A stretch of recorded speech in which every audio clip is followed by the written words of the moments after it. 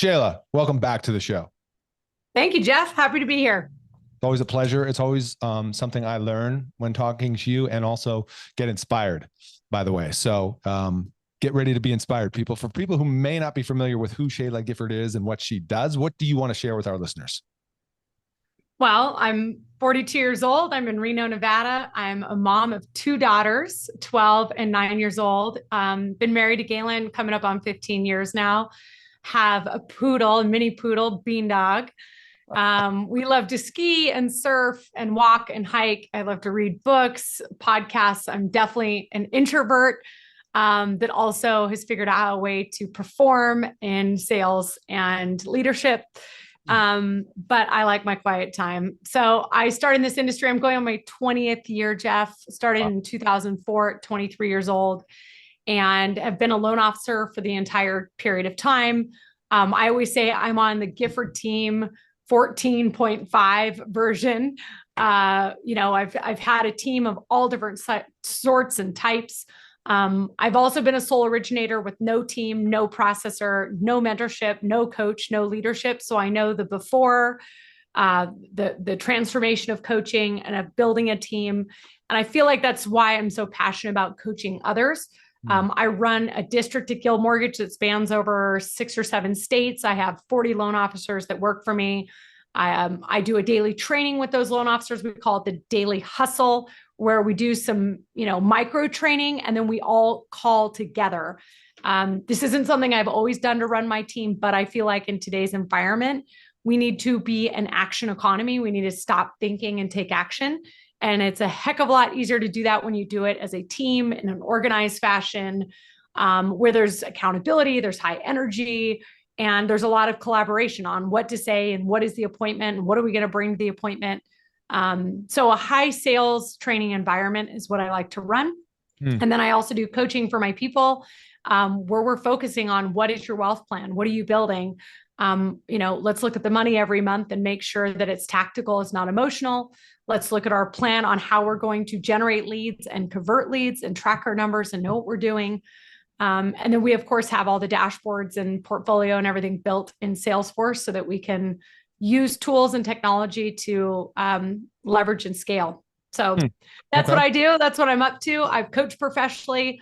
At some point in time, I'll probably build another coaching company. But at this time, I am building my own army and team movement, whatever you want to call it, doing some events twice a year, live events, Jeff. Right. But otherwise, working with my team on a daily basis and coaching them to be productive and crush it. Wow. Thank you, by the way, for sharing that. It sounds very fulfilling. Would that be a word that's appropriate? It is. I feel on fire right now. And I think there was a moment where I was definitely burnt out, probably at the time when I was making the most money I've ever made in my life during COVID. And, I just overgassed it for so many years, didn't have a lot of boundaries in place, didn't do a lot of therapy as to what dysfunctions were driving my life, but was collecting a lot of trophies and making a ton of money and got to a place of kind of self-protection. I wasn't putting myself out there. I wasn't going to networking. I wasn't growing my team. I didn't have any clear goals or vision. And with this downturn over the last 2 years, I really believe we've been in these transition years. I've had to really come to the table and say, what is it that I really love doing? What am I committed to doing? Because I'm never going to be that person or leader that's going to be grumpy or sarcastic or burnt. It's like either you're all in and on fire or get out. That's my mentality. So I've reconnected to that purpose. I think the industry right now needs leadership more than ever, and people are craving it, and leaders are being exposed. When times get tough, you get to see what's really there. And I can honestly say I've given it everything I've got to my people. We're doubling down. We're finding new ways to be creative. And that makes me feel good. I feel needed right now, Jeff. I feel like my skills and talents are needed in the market. And I would say for loan officers that are also finding that, they're finding that professionals are needed right now. Enthusiasm is needed. Consistency is needed. And so if you're somebody that can lean into that, wow, this is just a time to dominate. I'm back. I'm in a fulfilling, fired up place.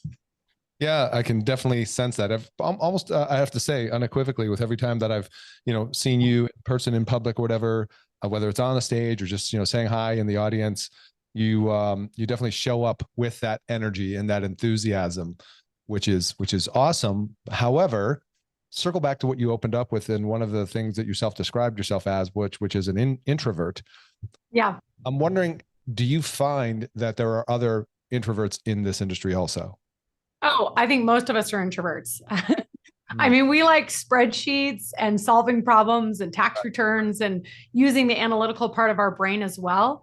So, yeah, I'm an introvert that's learned how to be extroverted, that's learned how to be courageous, that's actually learned how to deal with people. Yeah. I've become obsessed with understanding human behavior and what drives people and how do we, really work on this self transformation. Um, to be the healthiest, best versions of ourselves. I just thrive and crave that for myself. So I love to crave that for others. But me being an introvert means, Jeff, that I just need quiet and space to recharge. Mm-hmm. Mm-hmm. So like this weekend, I was in the sauna for an hour and in the sauna for an hour on Sunday. It's like my quiet mom box where I get away from the kids and my husband. I love to go on walks and be in nature by myself. Right. I'm getting fresh air. My creative brain turns on. I'm getting movement. And oftentimes I'm listening to a book or podcast. Right. Um, so I like people and I like being around people, but I thrive when I get that time and space to myself. Yeah, I totally get it. Wired in a similar way. I'm curious though on the aspect of introvert and the fact that, the type of a person or characterization of an originator, like you said, spreadsheets, all that type of thing.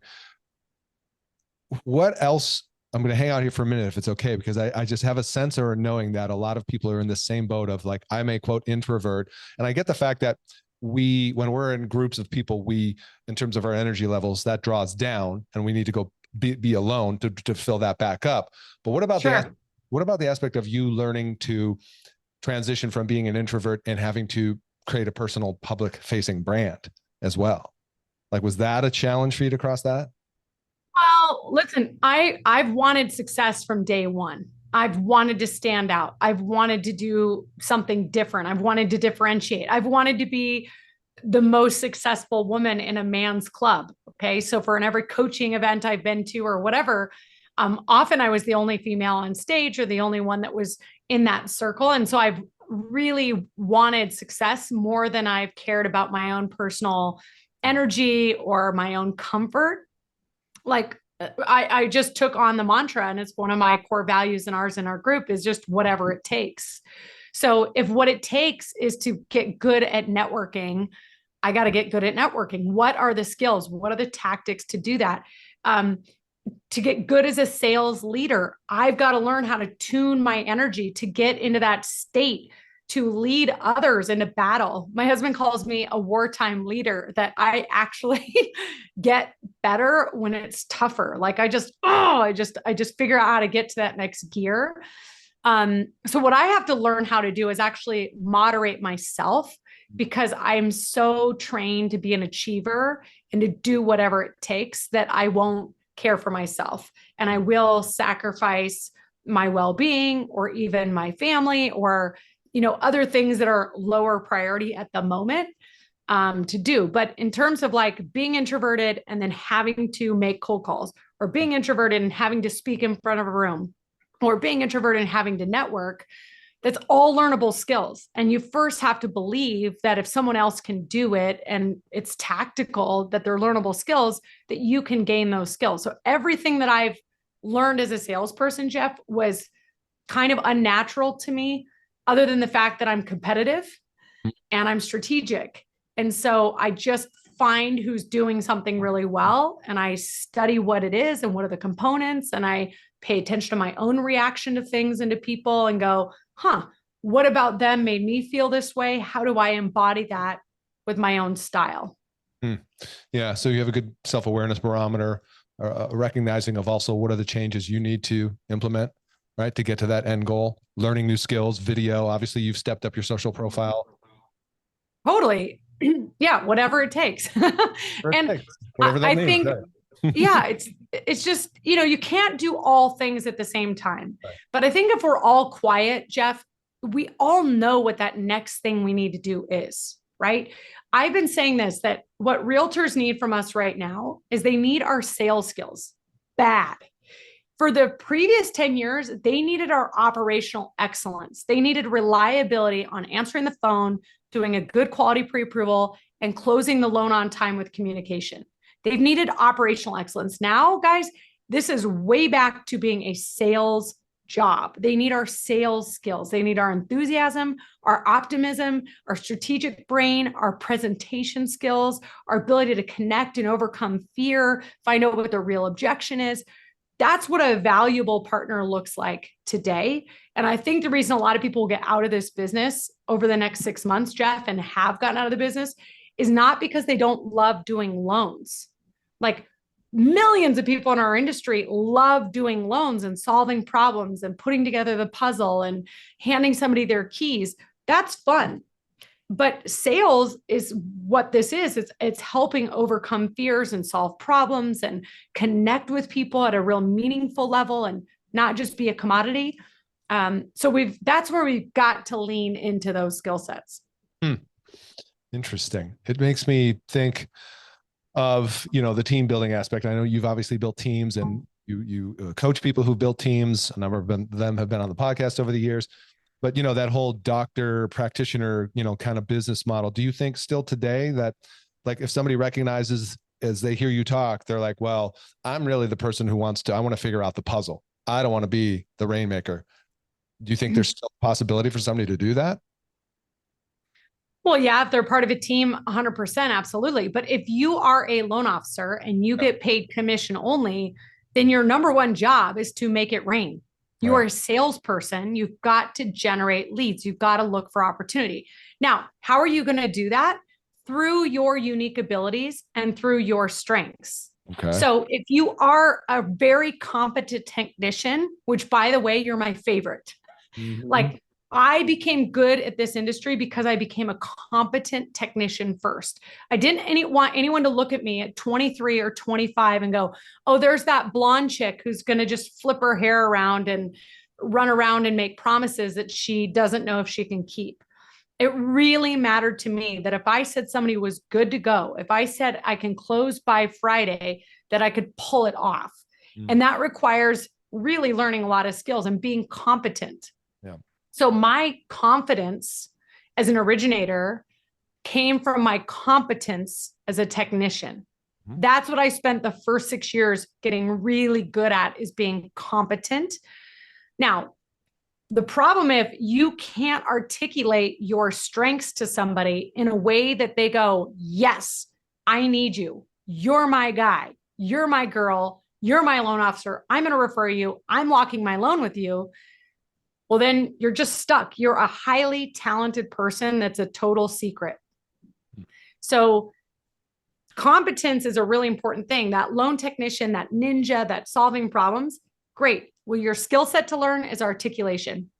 It's being willing to ring your own bell. It's being willing to say, here's your problem, Jeff, and here's how my skills and strengths are going to help you win. And if you can't do that, if you can't sell yourself, is what people call it, if you can't articulate the value of your competence, you're dead. You're dead. So many people want to assume that people will figure it out.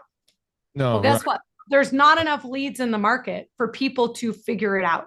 Yeah. You don't have enough opportunities at bats right now to work with realtors over time for them to go, oh, Jeff, I see what your strengths are. This is what your unique ability is. This is how you can help me make money. I see it now. Like, if we're expecting people to figure it out on their own, we're giving away all of our power and our ability to connect with the right people and live in our strength. Most of the time, salespeople are running around trying to get people to like them, going, ooh, does she like me? Does he like me? It's like, no. You have to realize this is what you bring to the table. And you've got to articulate that and find out if the other person needs it or not. If they don't, you're not a match. Next. If they do, then you are a match. Let's go to work together. That's what prospecting is knowing what it is you bring to the table and finding people who need that thing. So we've got two things, if I'm correct. Let's play this out for a second, riding simultaneously here. We've got the awareness piece, which is you can't be a secret agent, right? Yep. You need to be an advocate for yourself. You need to get on the promotional bandwagon. You've got that, but then you've also got the competence piece, or why would I choose you? And the old adage, which you know very well, which is great rates, great service, I close on time, all that stuff, which is tuned out. Yet that's still great service, air quotes, that's very vague and not specific, right? I'm assuming you would agree that you need to go deeper than that in terms of the articulation, to use your word. Any examples you want to perhaps, and I know I'm just throwing this stuff Yeah. out. Yeah. Well, let me say this, that like great service will keep you in the game, Okay. but it's not opening the door right now very often. Okay. You might get lucky and meet a realtor or a CPA or a builder tomorrow that's just had 3 deals blow up and is so frustrated and is like, why can't I find a competent loan officer who answers their phone, closes on time, does a great pre-approval, and like you walk into that opportunity. Okay. But because there's such low volume in the marketplace and operations teams have tons of capacity, even the crappiest loan officers that don't know how to take a good loan application or 1003, they can turn in a piece of shit loan and operations can redo it 14 times and still get it to close on time because there's capacity. Okay. So those weaknesses will be exposed once we have more volume, and there's not capacity to deal with all that stuff. But right now, those weaknesses are not being exposed. So you've got loan officers who are good at articulating, maybe don't know anything about loans, and they're getting the business because they've got an operation team that can handle it. So, but what's going to open the doors is you being able to say, this is why I do what I do. Mm-hmm. Everybody has heard that it's about the why, it's not about the how. Can people feel your energy? Can people feel your commitment? Like when I say to you, Jeff, listen, you're a great loan officer in Las Vegas. I'm in Reno, Nevada. I'm looking to expand my team. Your goals are to double your business over the next 2 years. We have alignment and values. You want to provide value. You're always learning and growing. You show up with humility and curiosity. You love people fiercely. We are totally aligned in that. But my strength as a leader where I can help you is that I will set high expectations for you. I will create a culture where we do the work together. And I'm really good with a strategic brain, so I can listen to what your strengths are, to what your challenges are, and I can give you talk tracks, scripting, calendar management, whatever you need to help you get through those next barriers to get you to be successful. Do you see a world where you and I pairing together could help you achieve your goals? That's good. Makes me want to sign up and originate again. Start originating, Jeff. So listen, and I'm practicing this live with you. Thank you for giving me that opportunity. Yeah, but I'm trying to say, basically, what I used as a framework is exactly what I would use to land an employee. It'd be the exact same to land a business partner. Is that number one, I need to know you. I've really got to know the person that I'm talking to. So when we show up to meetings, we've got to be leaned in. Mm-hmm. Being an introvert or extrovert doesn't matter, but like, are you bringing something to the table? Are you opening your full heart? Are you being curious? Are you asking questions? Are you bringing energy to the table? So every time that you and I have had the opportunity to connect, which is not enough, but I'm really honestly curious about who is Jeff? What are you all about? What are your goals? What do you care about? Do we align with each other? Right. Because if we don't, I'm not going to waste my time or spend any seconds with you because there's too many people. There's 6-7 billion people on this planet, right? Right? So I have to first know you, what you care about, what you like, and what your goals are. Then number two, I have to know what my strengths are, what my assets are, what my resources are to see if there's alignment. So when you and I first met and you said, hey, this is what I do with my podcast. This is the product I sell. This is how I try to help loan officers. I really was like, okay, I understand that. Here's my resources. Here's where we could maybe really do something together. And if there wasn't a match there, then we move on. Right. So know your strengths, know why you're doing this. Let people feel your passion and your conviction. Like I would not say that to you, Jeff, as a recruit, if I didn't 1000% believe it, because I don't want to feel like a fraud or a fake. I don't want to promise you something or, pretend like I can be somebody that I'm not. So figure out, that's the self-awareness piece. The skills and the tools that I would use for that is I would use a Gallup strength finder. So you go to gallup.com, you can spend $20 and take an assessment and get your top 5 strengths. I would actually go back through your entire working history and all the way back into, maybe grade school, high school, and think about how did you apply those strengths to find successes in your life? What have you had to overcome in your life? What are successes that you've had? And be able to articulate your story to somebody else. Because the more you can tell about your life and what you care about and your goals and your dreams and a story that people are like, I'm in on that guy. Like, I just like him. Why do we like people, Jeff? Because we have alignment in our values, and our values really show up from like when we get squeezed, when we get pushed against a wall, when we're going for something, what is it that we choose to do? How do we align? Right.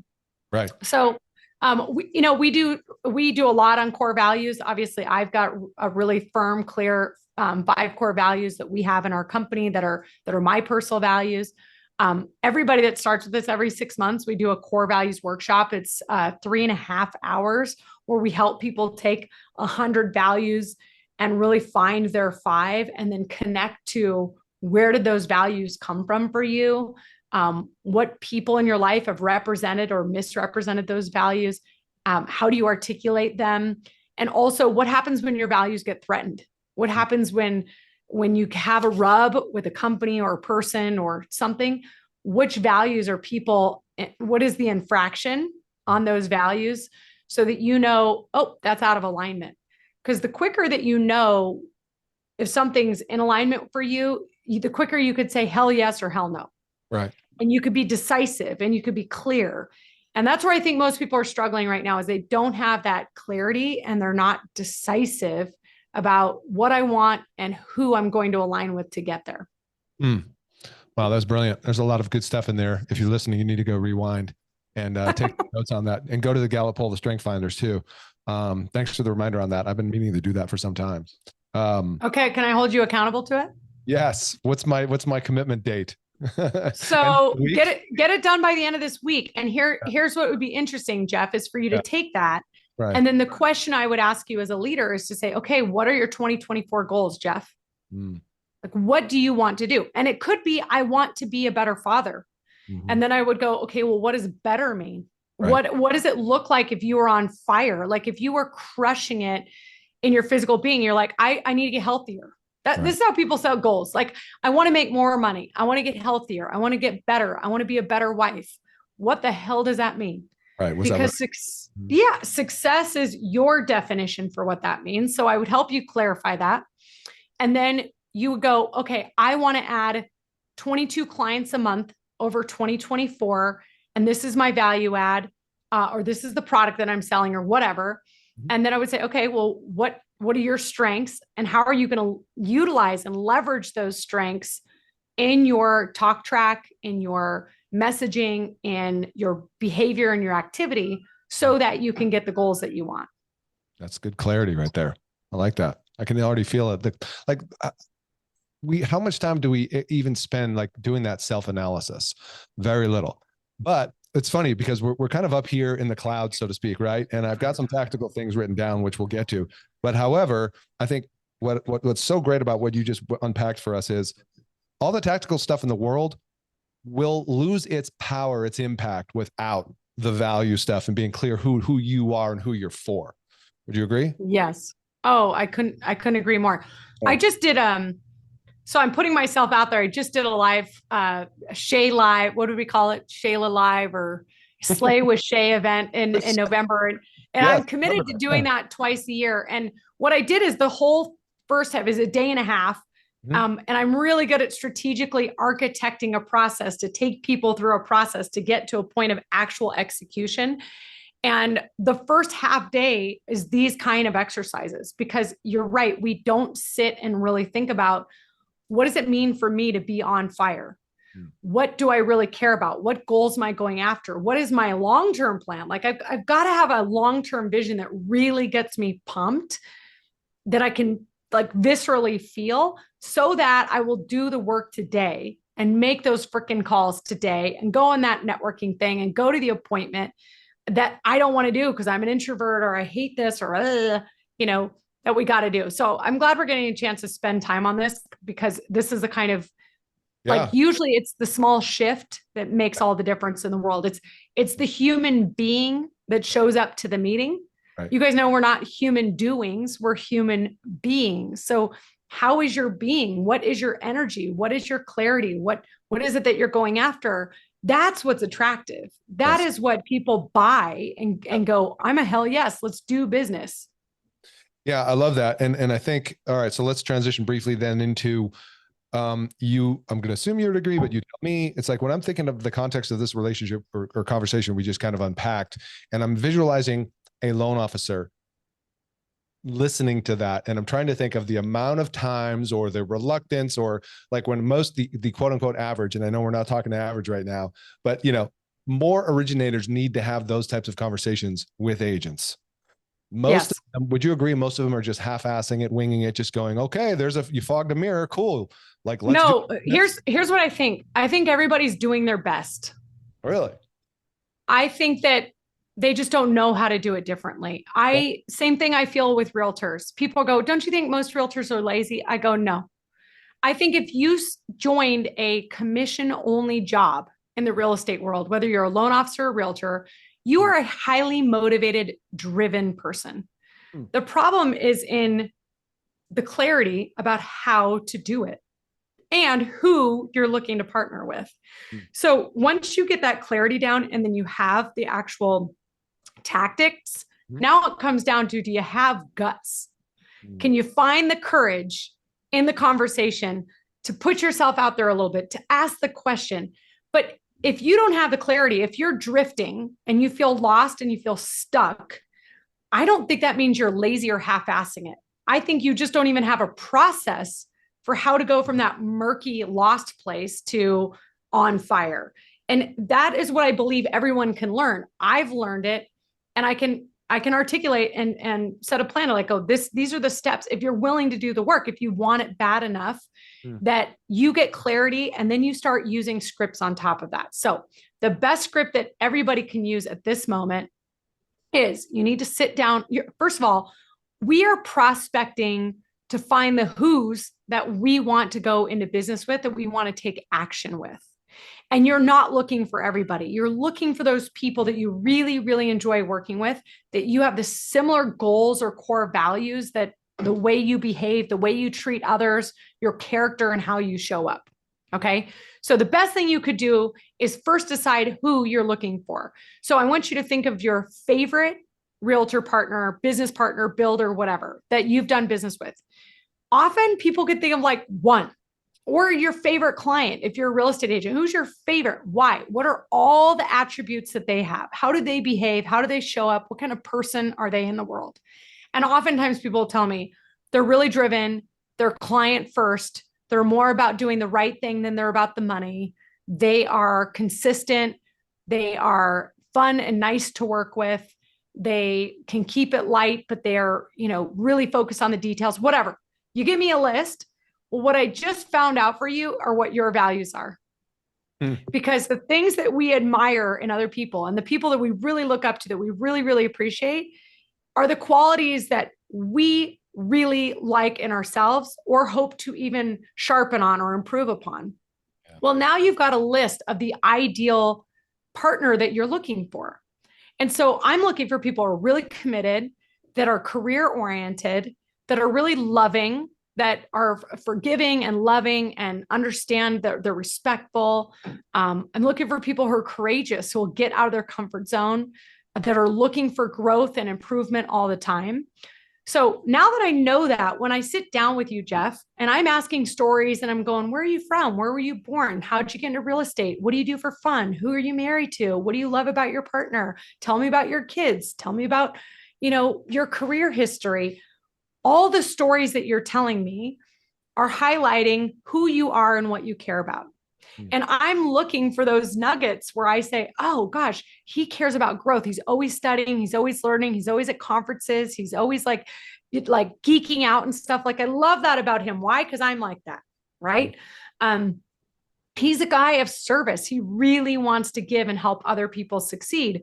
We have alignment in that. Now, your goals might be to close 2 transactions this year, and mine is to close 100 million. And so our goals don't align, but because our values align, I would totally dive in and work with you, Jeff, doing 2 deals this year. Now, am I going to give you the same amount of energy and time? No, because it's not warranted for 2 closings versus the next person who's like, I want to double my business and I want to do X, Y, Z. So I don't judge my partnerships or evaluate my, partnerships based on what their goals are. Their goals are their goals. Yeah. I evaluate it based on, are we aligned in how we behave and what we're doing? And what I will tell you is you often very rarely find people who are totally like they're growth oriented, they're committed, they're courageous, they're loving, they're all the things. Like you find a very small handful of those people, right? As we get older, we go, yeah, my best friends fit on one hand, right? Yeah. The rest are people that I can really love and appreciate, but they probably have 1 or 2 of those qualities.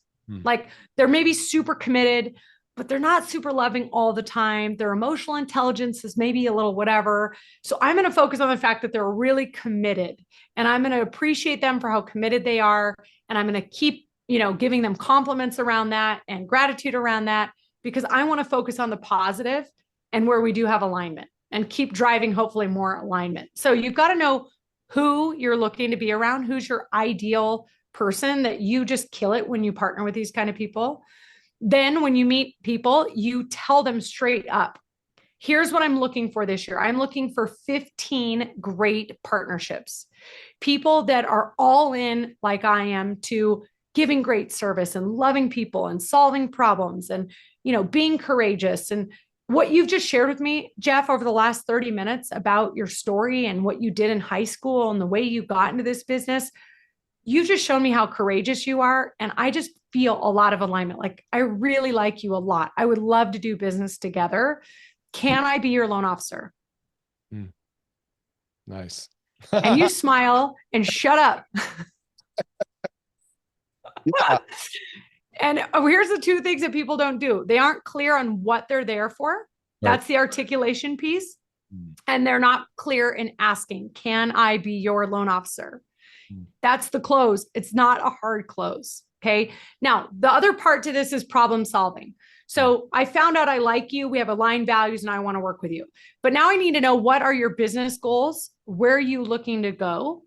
And what are the challenges that you have in getting there? Right now, like I said, everybody's got a sales struggle. So you might say to me, I want to close 20 deals this year. And I go, awesome. What did you close this year? And you're like 10. Okay. So you're going for a double. Love it. I love the big goals. Where did your business come from out of these 10 that you closed? And you're going, well, I do a little sign calls. I do open houses. I sometimes call expireds. I've got some database. So I did that. And I'm like, okay, cool. Where are you going to focus for this next year? Blah, blah, blah, blah, blah. Okay. Where's the biggest opportunity for growth? Where do you need to double down? Right. And oh, by the way, tell me about your lending partnerships in the past. What have you liked? What have you not liked? What have they done well? What's something that pisses you off? I'm really trying to figure out where is the opportunity that I can step into this with my strengths and help you? How can I help you make more money? How can I save you time? How can I lower your stress? How can I make you money right now, guys? Is how can I use my skills and my strengths to help you convert? Where are you getting the leads? Where are you losing them? Are you losing them to other realtors? Are you working cold leads? Are you losing because you're not ballsy enough to ask for information at an open house? Where is your struggle, and where are my strengths going to come in and help you with that struggle? So thank you again for that. This is like an amazing clinic. Everybody should be sending you some type of a gift or something. Cash. Please. Seriously. Send you my address. There's so much good in this conversation. And I love it because more often than not, I know you know this, most people go kind of like tactical right out of the gate. And there's a place and a time for that, which you just transitioned into. But it starts with like fix your headspace first, right? Get aligned with who you're really trying to attract. Like you said, we don't want everybody. But I wrote down conversion. Did you say that you're optimizing for conversion? Basically, like this is the skill set you're offering to bring to the table is conversion? Absolutely. So people choose us because they like us, because we're aligned in passion, energy, values, whatever. They stick with us because we perform, right? And really, people don't care about you or me, Jeff, until they realize that we can help them get the result that they want. Yeah. Okay. Now, if the result is they just want a new friend, okay, I'm not really here to make a new friend. Right. Like I'm in business. I have a lot of friends. I'm here to find business partners. I'm only looking for 15 because when I take on a partner, I am all in. I'm committed. I'm looking for 15 great people that I can answer the phone late at night, do pre-quals 42 times if that's what it takes, sell the hell out of you, follow up with a lead 42 times before I give up. Those are the kinds of things that I'm looking for, which is why I'm looking for only a select few people. Out of everything that you just shared and what you're looking to accomplish and what your problems are, I really would like you to be one of those 15 in 2024. Can I be your loan officer? You guys can't see it, but she's got a big smile going right now. Just waiting for them to reply. Yeah. So that what I did there is I created scarcity.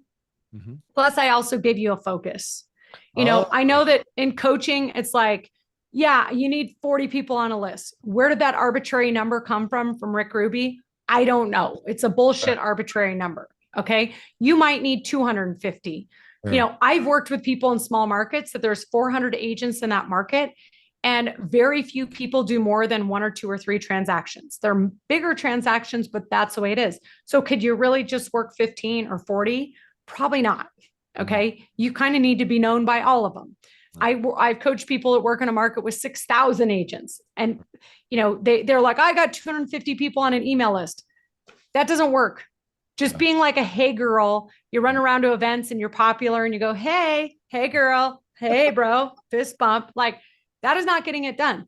What is getting it done is having real conversations, enrolling people into your vision, your process, and your business, and then getting a commitment. Yeah. So I got to ask you when you are out there, and again, I don't think loan officers are, lazy or whatever you just said, like half-assing it. Yeah. I think they don't know that that's the point. The point is I make calls to book appointments. I take appointments to find alignment and get commitment. And then I follow through on those commitments. And then I do it all over again. I make calls to book appointments. I have a great appointment that gains commitment. And then I follow through on commitments. But if you're just having meetings where people are like, that was nice, I really liked her. And then you're wondering why the phone doesn't ring and you don't get the leads, that's the art of getting the commitment. Yeah. That's what popped into my head about a minute ago was feels like it's a lost art. Disagree, we haven't had to do sales training. Yeah. We have not had to do sales training for 5 years or more. So it's like not going to the gym for 5 years. You're not going to be in the best of shape. No. I mean, I've had to remember stuff like, listen, deals happen in person, face to face. So often it's like someone will ask for something on an Instagram DM and you just give it to them and move on. I was like, no. Like there's a reason people reach out to us, book an appointment, even if it's a Zoom call, like make appointments, get a commitment, have a follow-up. We're doing a sales contest right now, Jeff. It's pretty fun. Started last week and we're going to Nashville in March as a group. My goal is to have 25 loan officers that play in the contest, complete the challenge, and that go to Nashville. Cool. And anyway, one of the things is send in your face-to-faces every week. And what is the next follow-up steps? And so this week was the first week. So some of them were like, I saw these 4 agents at a Christmas party. And I'm like, get 4, baby. Yeah. I'm not giving you credit for that. Like, I need you to expand. What did you talk about? What are you getting a commitment for? Right. It could be, hey, I want to participate in this Christmas party 1 year from today. This was so moving to me. I just telling you right now, that's a goal of mine, is to be that valuable that I'm a partner for you in a year from now. Does a That's a Zoom commitment. does a Zoom count as a Oh face? yeah, Yeah. absolutely. And guess what? A Zoom's probably even better, because if you jump on there's like a purpose to have a meeting here. Like, we're Right. on a Zoom for a purpose. Right. Whereas when we see people at a social gathering, a lot of times we're like, well, I don't want to be too forward, or I don't want to, whatever. Like, it just could be, hey, I want to talk to you by the end of the week. I've got this idea for you. That's getting a commitment. Can I call you? Can I text you? Can I send you a daily market update? Can I get you to come to an event? Can we talk about your stale leads? Can we look at the last 5 pre-approvals we've done and figure out how to get these people off the fence? Can we meet for coffee? Those are all commitments. There's about, 100 things that we could ask for. Hey, when are you doing an open house next? Can I come sit with you? When you do your next listing, can I do listing flyers for you? If you just ask enough people and get commitment and follow through with commitment, you'll keep moving the ball down the field. Yeah, I love that. I'm keeping an eye on the clock here, knowing that there's so much more we could talk about. But I'm going to switch to, I'm going to be drawn by, I'm going to trust my gut, because I think this is in line with what everything we've been saying so far. And I grabbed this, I think, from that webinar I told you about of yours I was watching earlier, which is, and you might have already answered this, but maybe just put a cherry on top of everything you just took us through, which was amazing. But I grabbed this soundbite from that webinar, and I think it was you who said, or opened up the conversation with, what are loan officers really competing against? And I'd love you to maybe unpack that as briefly or whatever as you want. What are we competing against? We're competing against people's fear. We're competing against perception, because people's perception is their reality. So is the perception that the rates are too high? Is the perception that the prices are too high? Is the perception that it's not a good time to buy in the real estate? Is the perception that you're too busy for my time? Is the perception that you're not really going to care about my leads and convert them and work them like crazy? Is the perception that, me affiliating with you might damage my brand or hurt somebody else's feelings? That is it. Like, trying to figure out what is the perception, what is in the way to their goal. Because again, they don't care about us. They care about the result that they want. When they figure out that we are somebody that can help them get to the result, then they'll start caring about the fact that we have kids and that we like to wake surf and that we, want to write a book someday, or whatever the heck our dreams or goals are. So I think so many people right now are just putting out like me, when it's like, no, be the conduit to help people get their goals accomplished, and you will be an attraction machine. And that's clients, that's business partners, that's recruits, that's whatever. All right, great. I get to still put another double cherry on this Sunday, because you said be the conduit that helps people solve their problems, get what they want.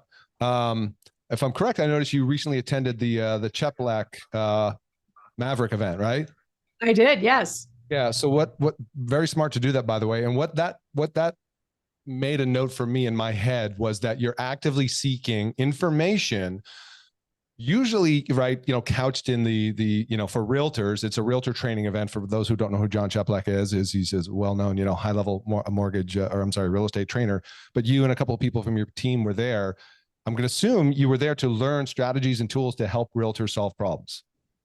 100%. I hired him as my coach. I'm Really? paying him $100. I'm paying him $100 a minute. Love it. Love it. Yeah. So I get 20 minutes of coaching every week. And I'm attracted to John because he's very intense. Yes. And I'm an intense person. And I feel like partnering around other people that think and behave and act on that pace is me sending a message to myself and the universe of like, I want to play big, and this is what I'm up to, and this is what I'm about. But I went to John's first event simply because I really want to understand the psyche of real estate agents and these mega team leaders, and what are their challenges and what are they dealing with? And like, where do they need me with my strengths, right, and as a mortgage person in a partnership? Like, what do they need? And I still haven't totally figured it out. Like, there's a team here in Reno, that I really respect these guys. I've had a long-term relationship with them, but haven't been doing mortgage business with them over the last 4 or 5 years. And they now have 22 agents on their team. They're running all of these lead funnels on into their business. They're working on recruiting. They have virtual staff, 9 of them. They've got an ISA department. They've got, weekly sales trainings. They need to grow their team to now 50 agents. And I'm going, okay, so what would a really valuable lending partnership look like? Like, when was the last time you had a vendor that actually really provided you value as a leader? Because you're not just a solo agent that is going to an open house this Saturday and needs me available Saturday for pre-approvals. Yeah. Your problems, what you're thinking about, what your goals are going to require a whole different set of solutions. And maybe what I can bring to the table help you, and maybe it can't. Yeah. And so that's where I'm in exploration. Again, I have to first figure out, are these the kind of people I want to be around? Do they bring me energy? Do I learn from them and they learn from me, and blah, blah, blah. And if they are, then I'm trying to go through that process of going, okay, well, how do you really get leverage off of me to help you achieve your goals of going from 20 to 50 agents, of hitting these production goals, so on and so forth. So yes, I've learned a lot being in those rooms. Plus, you hang out with people that are really successful and driven, and all of a sudden you go, wow, like my vision is not big enough. How do I think like that? And furthermore, my whole success has been based on R&D, which is not research and development. It's rip off and duplicate. Right. It's seeing somebody that has what I want and saying, okay, I just want to do what they do so I can get what they've got. I can't keep doing what I've always been doing and expecting different results. So finding a leader that's grown from 0 to 1,200 transactions in 24 months and studying, how did you do it? Right. What did you do? Okay, teach me. Can I pay you? Can you coach me? Right. That's been a key to my success. Yeah. And I think that's really smart. And that just goes back to, I think everything we've been saying is that for the right person, if that's you listening to this, maybe that's one of the things you do is, help agents solve problems with those different areas they've got in their business, which oftentimes is the same issues we have as originator, whether it's, how do I do the social thing, the video thing, or how do I, structure my plan for the year, or whatever that kind of skill set either is you have, or you can learn, right. And bring that to the conversation. Would that be fair? Totally. Absolutely. Okay. I mean, look, in the next 12 months, there's Tom Ferry events, there's Brian Buffini events, there's Chet Black, there's EXP Con, there's Keller Williams Family Reunion, there's Remax, whatever they call that. Like, there's so many different opportunities to go into those rooms, right. And just being there, you're differentiating yourself. Right. So I 100% back that behavior. Love it. Well, listen, I've got a whole page of tactical notes here we didn't even get to. So would you be willing to come back maybe in 2024? I'd be happy to do that. There you go. Well, this has been fantastic and amazing. Thank you so much. I'm glad it went the direction that we did, because I know you've got your pulse on the industry, and I like to think in some way, perhaps I do as well. And I think this vibe that bubbled up was really, really what people needed to hear.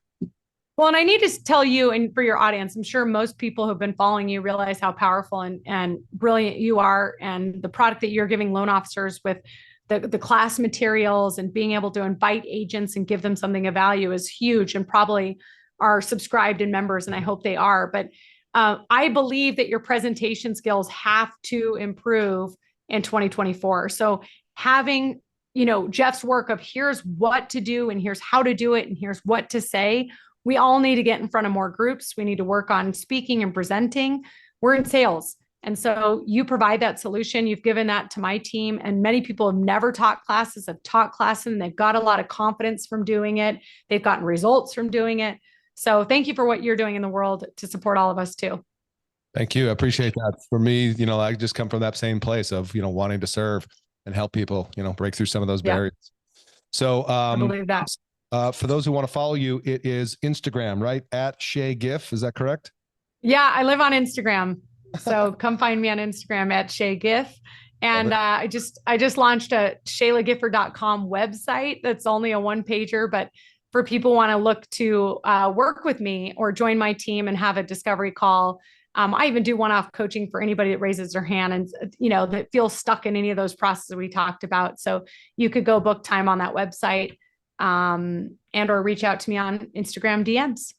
Well, I have to say, when people ask me, about, I'm thinking about a change and, from where they're currently at. The first two things I ask them is about culture and leadership, right? And again, you and I didn't talk. This isn't a setup, but I've obviously had some level of engagement and relationship with the team at Guild now for, I don't know, at least half a dozen years. And the culture leaders like that, Guild is on the short list, right? The culture and leadership there. If you get a sense of today, just from today's conversation, of what that looks and feels like it's there, that's it. So if there's something of interest, if you guys want to check that out for more, then obviously contact Shayla. All right. Hey, appreciate it so much. So awesome to see you every single time. I'm grateful. I'm grateful too. We did it. Thank you, Jeff. This has been a lot of fun. All right, listeners, you know what to do. If you like this episode, please leave us a review. Otherwise, we'll see you on the next one. And bye for now.